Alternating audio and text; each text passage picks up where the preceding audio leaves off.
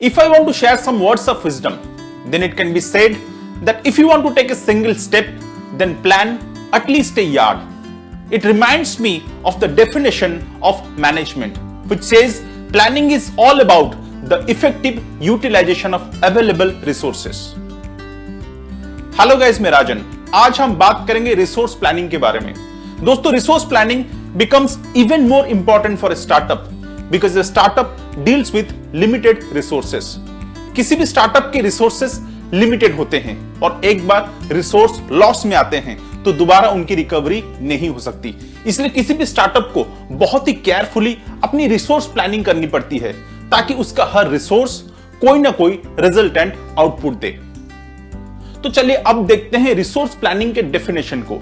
Resource planning can be defined as the process of allocating tasks to all your resources in such a way that the resultant efficiencies of all your resources is maximized to give the best possible output. अगर इसे मैं और simple language में समझाऊं, then resource planning can be understood as the process of allocating the right task to the right resource at the right time so that your project gives the resultant output without much conflict or delay. तो चलिए अब देखते हैं what are the types of resources. Predominantly there are two types of resources, human resources and non human resources. First is human resources. Human resources और we call them as manpower. ये किसी भी organisation के लिए सबसे important aspect होता है।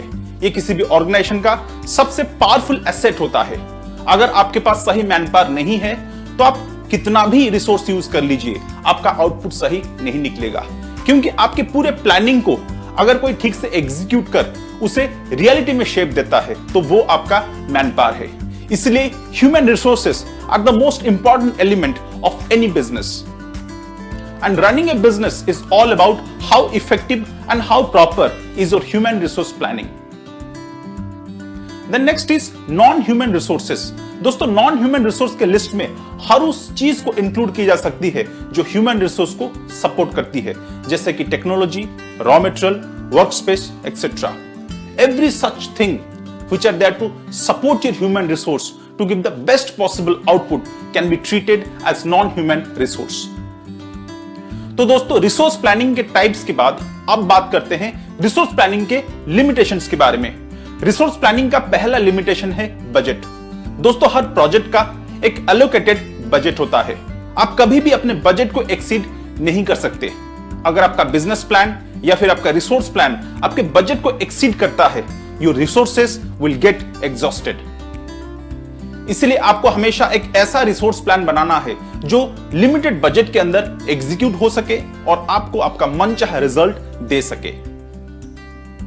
Then the next limitation is time. दोस्तों, बजट की तरह टाइम की भी अपनी एक लिमिटेशन होती है। हर प्रोजेक्ट की एक शेड्यूल्ड टाइम होती है। आपको पर्टिकुलर टाइम लिमिट के अंदर ही एक प्रोजेक्ट को एग्जीक्यूट करना होता है और एंड रिजल्ट अचीव करना होता है। इसलिए आपकी प्रॉपर प्लानिंग ऐसी होनी चाहिए कि आप सही तरीके से शेड्यूल्ड टाइम में अपने प्रोजेक्ट को कंप्लीट करें और एंड रिजल्ट को अचीव करें। हमेशा टाइम लिमिट को प्लान करते वक्त अपने कंट्रोल में एक बफरिंग पीरियड रखिए, एक एक्स्ट्रा टाइम पीरियड। अगर बीच में प्रोजेक्ट में कोई गड़बड़ी होती है या फिर कोई डिले होता है तो उस टाइम लिमिट को यूज कर आप अपना रिजल्ट अचीव कर सकते हैं या फिर अपने लॉस्ट टाइम को मेकअप कर सकते हैं। तो दोस्तों, लिमिटेशन के बाद चलिए देखते हैं what are the different steps for resource planning. Resource planning का सबसे पहला स्टेप है make a list of all the different types of resources required for the project. दोस्तों, आपके प्रोजेक्ट के दौरान जिन जिन रिसोर्सेज की जरूरत है उनका एक कंप्लीट लिस्ट बनाइए। फॉर एग्जांपल, अगर आप एक सॉफ्टवेयर कोडिंग का प्रोजेक्ट बनाते हैं तो ऑब्वियसली आपको मैनपावर चाहिए जिनके पास कोडिंग नॉलेज है, आपको कंप्यूटर्स चाहिए, आपको वर्किंग स्पेस चाहिए और आपको इंटरनेट चाहिए। तो इन सारी चीजों का लिस्ट बनाइए। उससे आपको एक क्लियर अंडरस्टैंडिंग होगी कि क्या क्या टाइप के रिसोर्सेज की आपकी जरूरत है। Next is calculate the total number of resources required for the project. अब आपको अपने पूरे प्रोजेक्ट को घंटों में डिवाइड करना पड़ेगा। अगर आप पूरे प्रोजेक्ट के हर हिस्से को घंटों में डिवाइड करते हैं तो आपको यह आइडिया आ जाएगा कि आपको कितने मैनपावर चाहिए हर काम को कंप्लीट करने के लिए। मतलब कितने कोडिंग स्किल्स वाले इंसान चाहिए, कितने कंप्यूटर्स चाहिए, कितना बैंडविड्थ का इंटरनेट चाहिए, etcetera. Now next is compare the list of required resources with the list of available resources.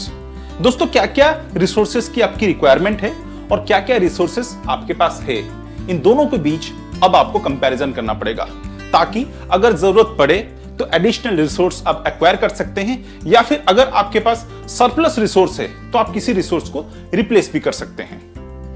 Then next is work breakdown structure, WBS।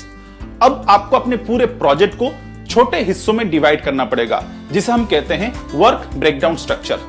Work breakdown structure के बाद आपको अब रिसोर्सेस एलोकेट करने पड़ेंगे, हर काम के लिए एक्सक्लूसिव रिसोर्स। ये डिपेंड करेगा कि आपकी अंडरस्टैंडिंग कितनी अच्छी है कि आपका रिसोर्स का स्किल क्या है और आपका कौन सा रिसोर्स आपके कौन से हिस्से के काम के लिए सही फिट बैठेगा। Now the last step is putting time limits. दोस्तों अब आपको अपने काम के हर हिस्से के लिए टाइम लिमिट्स एलोकेट करनी पड़ेगी, ताकि आपका काम लिमिटेड टाइम के अंदर कंप्लीट हो सके और आप शेड्यूल टाइम के अंदर अपना रिजल्ट अचीव कर पाएं। तो दोस्तों ये थे रिसोर्स प्लानिंग के सारे स्टेप्स। तो चलिए अब एक नजर डालते हैं रिसोर्स प्लानिंग के बेनिफिट्स के ऊपर। First benefit, helps you manage resources more efficiently by avoiding over और under allocation of resources. Second, helps businesses predict and plan future requirements. Third benefit, helps you boost project efficiency as you allocate the right person to the right task. Fourth, your business is prepared to tackle and avoid resource conflicts. Fifth, adapt faster to the changes in the workforce and the industry. Sixth, be proactive by honing the skills of your current workforce to meet emerging needs. Seventh and the last, helps you gain competitive advantage by completing your projects on time without any delay. So friends, this is all about resource planning, its types, its limitations, and the steps for its execution.